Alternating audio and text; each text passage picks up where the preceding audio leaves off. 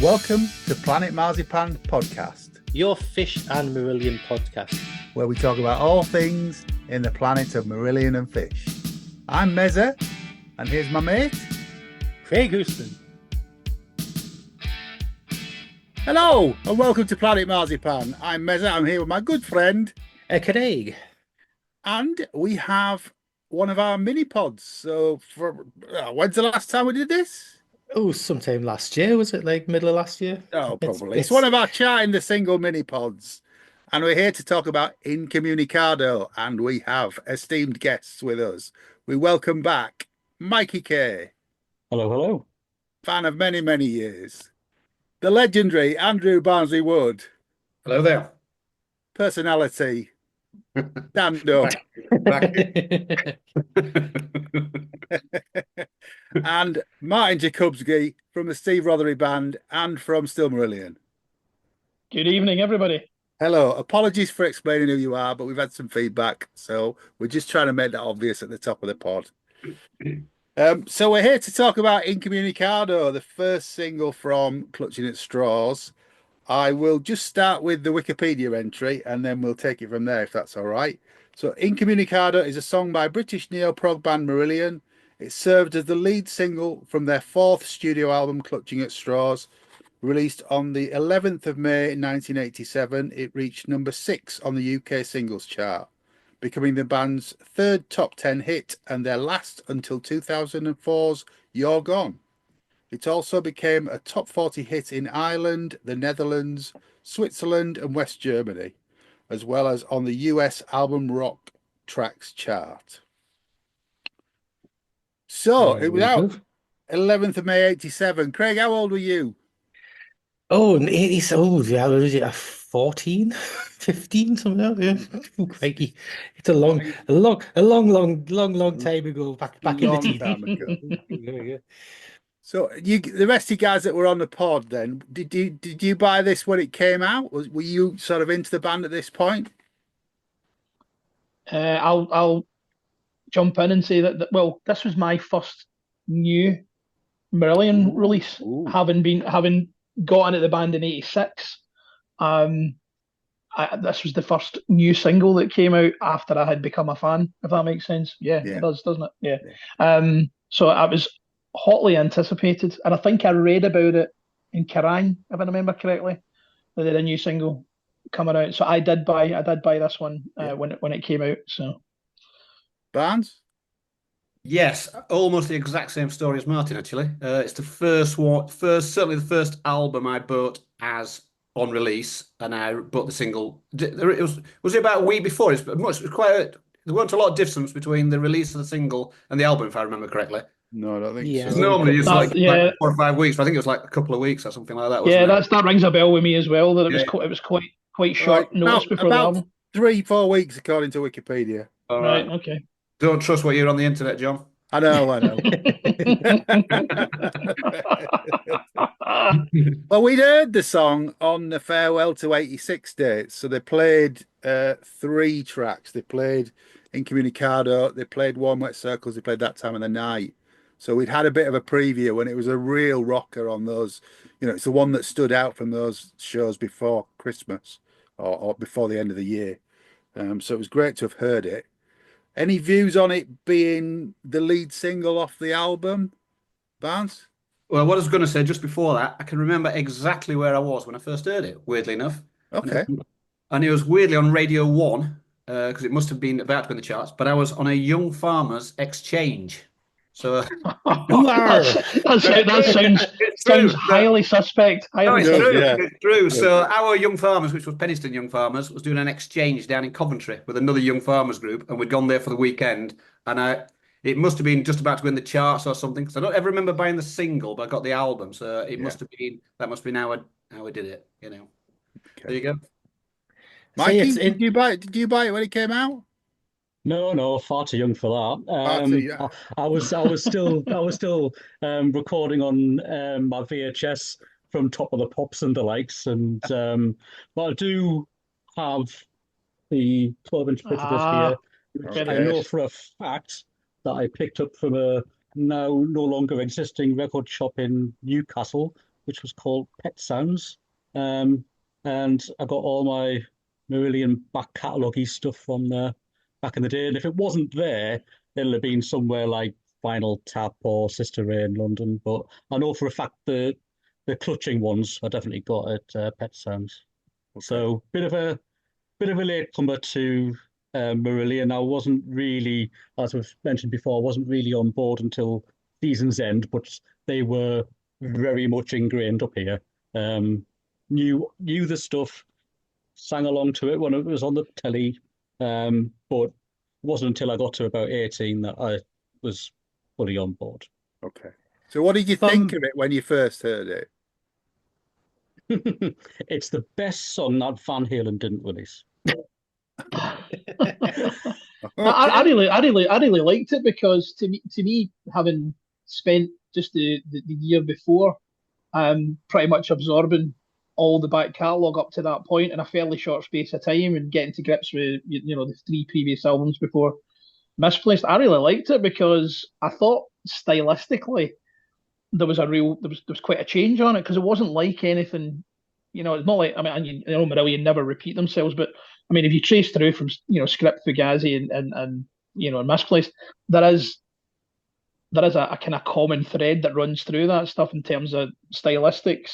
But I thought this was totally different. The fact that the keys were so to the fore on the track, I don't think there was, apart from probably maybe something like Garden Party, maybe, which was really, keys driven. I thought it was really, really good. And I liked the fact that it was a bit of an up-tempo rocker. I was into a lot of kind of rock stuff at that point anyway. So, do you think it was a conscious effort by EMI to sort of place them in the rock area? Like they've done with Hooks in You, put the sort of more up-tempo, heavier track out as the lead single from the album? I think so, 100%. Because at that point, they were getting a lot of coverage in Kerrang. And I always thought Marillion didn't really belong in Kerrang. No. But for some reason, Kerrang kind of took them under their wing. And I think what happened is that a lot of people from the sort of heavier rock and metal fraternity kind of decided to give Marillion a go because there were so many articles about them in the magazine. Obviously, Fish was always good value for an interview and so on and so forth. So I think they probably did deliberately see, can we maybe tap into that audience a wee bit? Yeah. I mean, Kerrang kept them under their wing right the way up till pretty much Afraid of Sunlight and This Strange Engine. They were really, really popular with Kerrang all the way through, like early H era and everything like that. I mean, with me, I'm the same with Mikie. I didn't really get into Marillion until season's end. So my purchases were like back catalogue stuff. I got most of my stuff from like old hits and places like that back in the day. And my first actual time coming across Incommunicado, I can actually remember it because it was on Kenny Everett's television show. All right, yeah. So that was that. So they actually performed that, live on Kenny Everett, and I've been digging in the archives. Paul Craig. All in the best possible taste. All in the best possible taste, yeah. Don't we all love a bit of Cupid stunt. But yeah, it was season 5, episode 5. I dug out to what episode it was just to be an anorak. Very good. But I think with me, if I was here, I get what you're saying with the the market and trying to go for the heavier sound and a bit more rocky sound. But if I was the EMI executives, I'd have put my heels in and gone for Sugar Mice as the first single to split it up with like Sugar Mice, then Incommunicado, then Warm Wet Circles, because I'd have been thinking along the lines of, I know Sugar Mice isn't exactly like a traditional kind of love story ballad, but it ticks a lot more boxes that way on. But we'll discuss that a bit later on. I think it would appeal more to the Kaylee crowd, so that they might have sort of got a lot more sales out of that. I agree with you, Craig. I think Sugar Mice would have been a better first single, but Bravado were selling t-shirts to heavy metal kids, and they still needed to keep the money rolling in. Too right. So what do we think of Incommunicado then? I think it's an absolute belter. It's a belter. I've been listening to the whole album today. I thought I'll do a bit of research so I sound like I know what I'm talking about. And it's the first time for everything. I mean, it's obviously stands out. It's quite different to the rest of the album for starters. So it sort of does jump out, and it's sort of, I guess, I mean, I'm no musician, but it sort of obviously gives it a lift going into the second half, really, side two. That's my reading of it. I'd say it's not my favourite track on there, but I see it as an album track rather than a single, even though we're discussing singles, of course. So but yeah, I like this. Good enough. Yeah, I'm the same. It is a bit jarring when you hear it. It's the right place for it to be at the start of the second side of the album. It is a stonker. Don't have an issue with it. When I hear it, I'm jumping, bouncing, sing along. But as a lead single, I'm totally with John and Craig. I think Sugar Mice would have been the better choice. The chart placings belie that, which obviously we'll get into. But I agree with John. I think there's a market that could have been tapped into, and I think having Sugar Mice come second is probably why it didn't perform as well, because I think they lost some of that KD crowd. So I don't think Incommunicado is the sort of song that a 14-year-old girl's gonna want to, go to Woolworths and pick up. Well, I think that's especially probably if you see that performance on Top of the Pops from it, and you've got people trying to dance or trying to do something, you've got loads of bemused kind of teenagers or 20-something lasses going, "The fuck's this?" Well, the strange thing about Incommunicado is that it, well, not so much with the single version, because the single version just goes straight into the main, up tempo, kind of fast, kind of bouncy bit. But prior to that, the intro to it, it's in a different time signature for a start, so you really can't dance to it. But I'm going to be slightly controversial. I know where you guys are coming from saying like they maybe lost the Kaylee crowd by not putting Sugar Mice out, which is maybe more in that ballpark.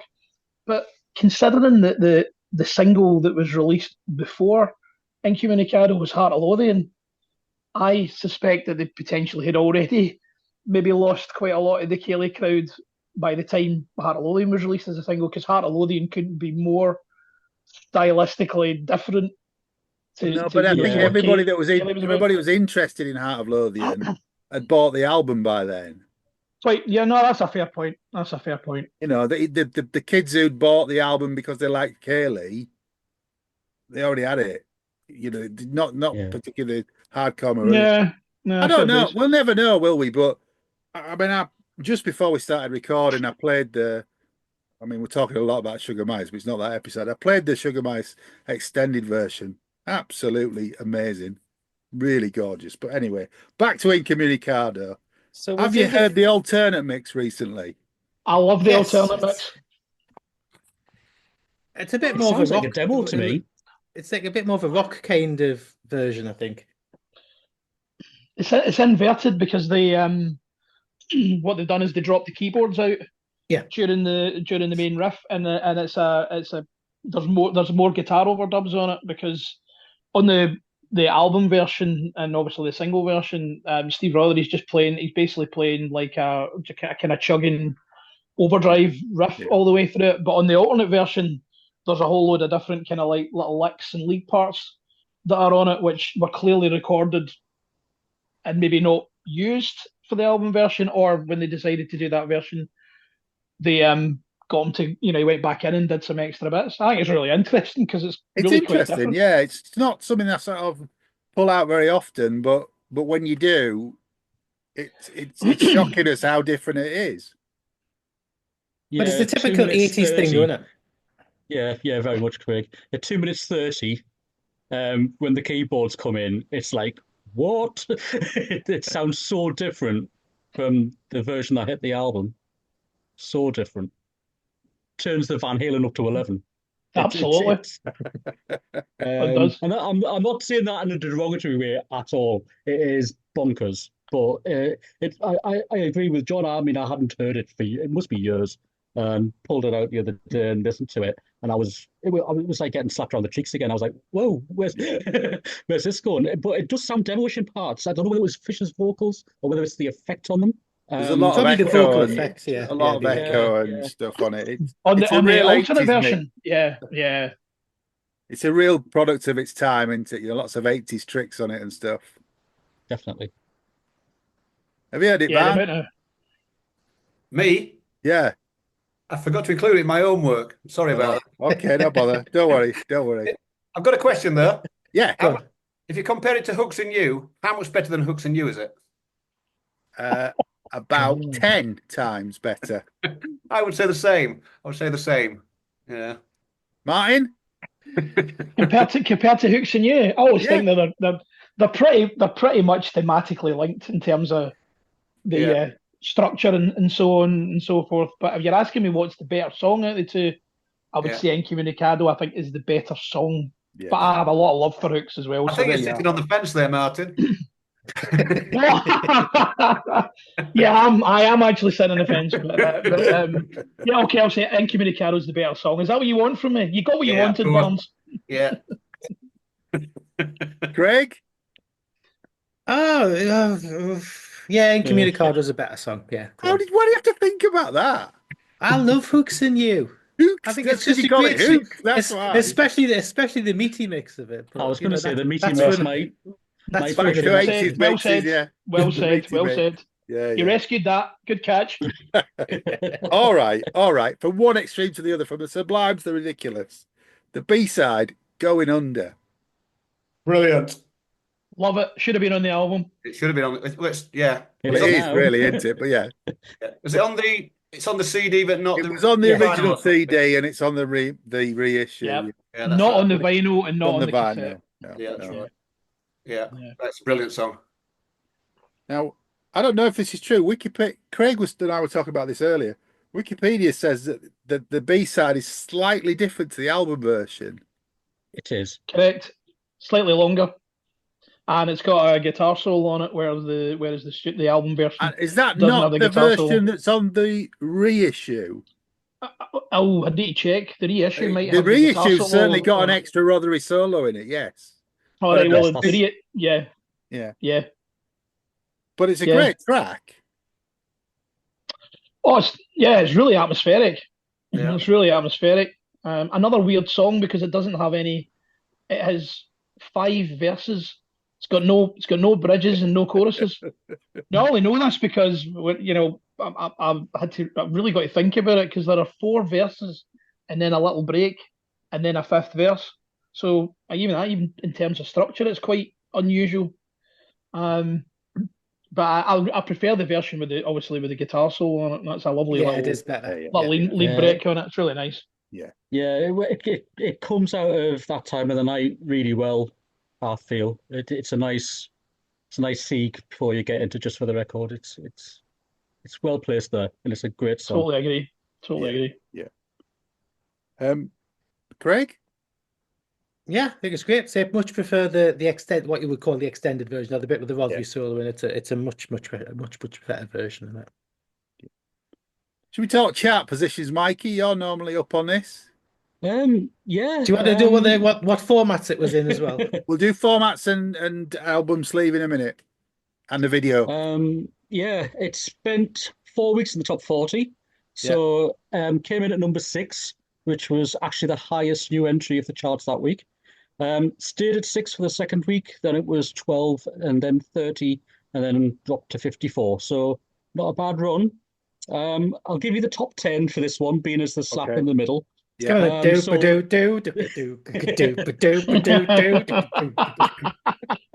actually got the right theme tune for that one. Are we ready? Yeah. At number 10 is your second highest new entry of the week, which was I Want to Dance with Somebody by Whitney Houston. At number 9, you've got Big Love by Fleetwood Mac. What a tune. At number 8, which I can't remember at all, is a song called Another Step by Kim Wilde with Junior. Oh, yeah. You don't remember Another Step? I don't remember that at all. No. Unbelievable. I had you down as a big Kim Wilde fan.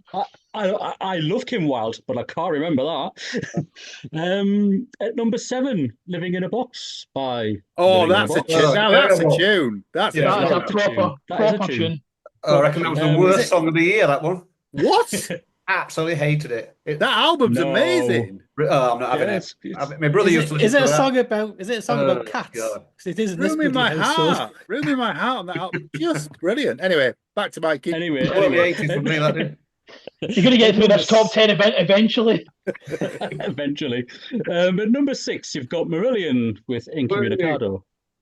To them. At number 5, Craig will hate this. It was Shattered Dreams by Johnny Hates Jazz. As I used to call them, Craig hates Johnny hates jazz. No, that's a great song. I won't hear anything bad said about Shattered Dreams by Johnny Hates Jazz. At number 4, Something Inside So Strong by Lappy Sifri. Yeah. That's a tune. That is a tune. At number 3, I don't know this one either, and I can't read my own bloody writing, which is Can't Be Without You Tonight by Judy Boucher. Nope. Nope. No, you've lost us all there. No, got a blank for that. This is a real curveball. At number 2 is A Boy From Nowhere, Tom Jones. That was a big, massive comeback single for Tom Jones. He'd been in the wilderness for years, hadn't had a hit in years. And at number 1, Nothing's Gonna Stop Us Now. Stop. Starship, yes. Well, it's a great sort of power ballad, really. Yeah. Can't knock it. I tell you what, they were in good company. They were in good company in that top 10.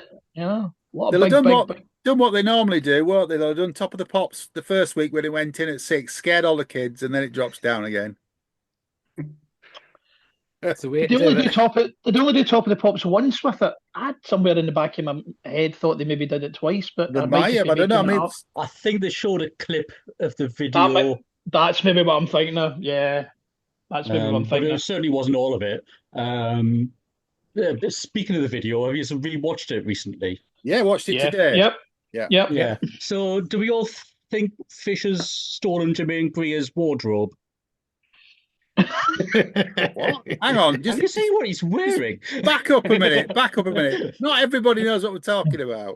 So this is the video that starts with John Arneson wandering down the street, strangely interviewing a group of tramps. Yeah. I don't think it's that outfit. It's the one that it's been referred to here. It's the tartan suit, is it? No, it's no. He's got like a head bandana thing on and long. The live gig. The live gig. It's intercut with a gig from the Marquee. Yeah, that's right. Yeah. I know what you mean. It's a bit of a shocker, isn't it? Because he's got this like caftan on, and then a big headscarf as well. It's a strange look. It's a strange look. But that wasn't even like how he was doing gigs. He wasn't wearing that kind of get-up that way on. So yeah, it's a bit of a what the fuck. The other thing about the Marquee, I get the impression that he tumbled out of bed that morning and sort of pulled that on. And he just left his bed around him. just grabbed stuff as he's running out the door, and there's a taxi waiting for him. Did any of you ever go? Did any of you ever go to the old Marquee? No, I was too young. I went. The stage is tiny. Kelly's got a keyboard set up with 9 keyboards on it. Ian's got his full arena-sized drum kit. And Rothers is squeezed right at the end with about yes, squeezed right. Absolutely bonkers. But yeah, Fish is in his red check suit as a waxworks. It's all over the shop. It starts to be literal about the lyrics, and then we're back to the Marquee, and I don't know. I think the Marquee bit is just. I always thought that was just a bit of kind of, well, let's have a bit of live performance in this video somewhere, and I think the waxwork thing is meant to be. I think that's meant to be reflective of the lyrical content about the perils of fame and all that, isn't it? So I think that's the nods to that in there. So, but the Marquee ties in with the sleeve, which we'll talk about in a minute, doesn't it? Yeah. It's Mark's first appearance as a barman in a fat suit. In a fat suit, yeah. Yes. Yeah.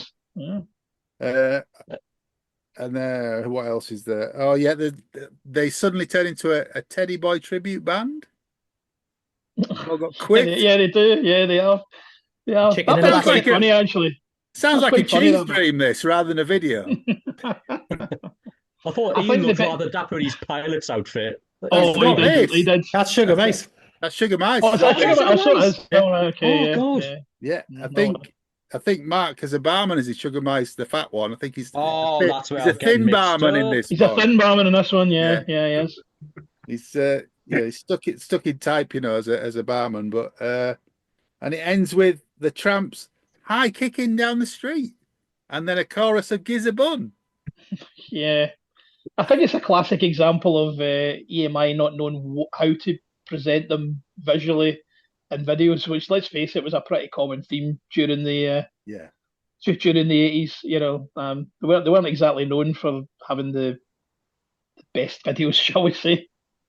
Well, over the course of these 3 mini pods, we'll talk about all 3 from this album, but I think they went for a literal translation on the next one, and then the last one they just put a live video out. So it's they threw everything they had at this one, but yeah. Do you do formats, Mikey? I don't have that information written down. All right, I'll do Craig, do formats, Craig. I've got it. So it was. That's the big question. Is it in Dolby Atmos? No. Doubly. I'm switching up there. It's Doubly. Doubly digital. That's all. So we had a 7-inch single, a 12-inch single, a 12-inch picture disc, and for the first time ever, a CD single. Okay. And there's one other format. There's another format as well. There is. Slightly later on, they actually did a video cassette, which had Incommunicado and Sugar Mice on it as well. Yeah, I bought that. But yes, I've still got my picture disc with my my track records $2.99 sticker on it still. Wow. You really shouldn't boast about your rack, John. Certainly not in a podcast. It's not worth $2.99, I'll tell you. Has it come out of the packet yet, John? Or is it still sealed? Yes. It's not one of them. Yes. The only one I didn't have was the picture disc. I couldn't get the picture disc at the time. Couldn't get it. Could you not? The CD single doesn't have a barcode on it, so they must have just put a sticker on the back or something. But we'll talk about CD singles when we do Sugar Mice as well, I'm sure. What do you think of the sleeve? It's a nice piece of Mark Wilkinson artwork, and it's a good combination between actual photography and his airbrushing style. And it fits well with the imagery of the album cover. Yeah, I mean, my vote would be of the 3, it's the least good. Yes. Yeah, I agree entirely. I actually thought it was quite disappointing. Yeah. Obviously, not knowing what the album artwork was going to be necessarily at that point. I just kind of thought it was a bit flat in comparison to the previous single sleeves. I totally agree. It's they needed a striking image, and this isn't it, is it really? I mean, great if you. I don't mind it. In the unlikely event, I mean, basically, most people know what a sleeve is, but it's a group of fans outside the marquee staring at a character which is drawn by Mark Wilkinson and is a version of Torch, but I think it's an angel version of Torch, isn't it? Yeah, it is. Yep. There's some posters on the doors for Then Jericho. There's something else which has been covered over with the drawing from the back cover of the single. It's a strange cover. I think it much like the album cover. It feels a bit rushed. Yeah. Weirdly, I don't mind the album cover, Johnny, but I think it gets a bad press, the album cover, which I quite like it, but I don't like the single. No. The date on the poster, being April the 1st, does that pertain to an actual gig, or is it pertaining to April Fool's Day? Good question. Good question. Don't know, Mikey. Maybe we'll throw that one out. Maybe we should have asked Mark Wilkinson that when we interviewed him. But and then the back has got a drawing of, I presume it's Torch again, but it's obviously Fish's face. And a quote from this is good. Seneca, Moral Epistles. This mime of mortal life in which we are apportioned roles, we misinterpret. Oh yeah, well that just trips off the tongue, doesn't it? Yeah, that's a T-shirt, isn't it? That. Where's Mr. Barton? Mike. They'll be up quick, isn't it? You can hear you. It'll be available next week. But if you also notice on the back there, John, it says the imagery is down for Mark Wilkinson and how do you spell it? Janus van Helfteren. So he must have been the guy doing he must have been the guy who did the photograph, is my guess. Ah, yeah, that'd be right. Yep. Yeah. Very good. I mean, that's the back drawing is the image that's superimposed on the April the 1st poster on the front. Yeah. But yes. Anyhow, that was Incommunicado. Anything else you want to say about Incommunicado before we leave this pod? Yes, I've got one extra thing. Go for it, Barnes. I thought rather than get out spoofed by you guys, I'd find a bit of trivia for you. So, okay, go for it. It's quite good this because I went on that new Chinese ChatGPT thing, right? So I'm not dead sure how factually true this is. Okay. First bit of trivia: the song was actually titled Billy. Are you aware of that? During the early stages, it was inspired by Billy Idol, specifically the image of a rock star who seemed to be trapped by the industry. And the other interest, which is I think might be not necessarily true, is the song's lyrics include the line, "You can't polish a turd, but you can roll it in glitter," which Fish borrowed from a Scottish comedian. Any of you folks that are going to Port Zealand, this man is going to stand in front of you at the quiz and ask you questions. Don't worry, because there's more of those. There's more of those coming soon. Anyhow, on that bombshell, I've got an early demo version where those lyrics are actually included on it. Has James got them as well? We'll just check the archives. It's on the internet. It must be true. Just goes to thank Andrew Barnsley Wood. Thank you very much. Mikie Kay. Cheers, guys. And Martin Jakubski. Cheers, guys. Thanks to my other half, Craig. Murky buckets. It's good night from me. It's good night for that lot. Take care. And stay alive. Hey. Thanks for listening to Planet Marzipan Podcast. Please like and subscribe from whichever platform you get your podcasts from. You can contact us at planetmarzipanpodcast@gmail.com and check out Marillion.com, fishmusic.scot for all the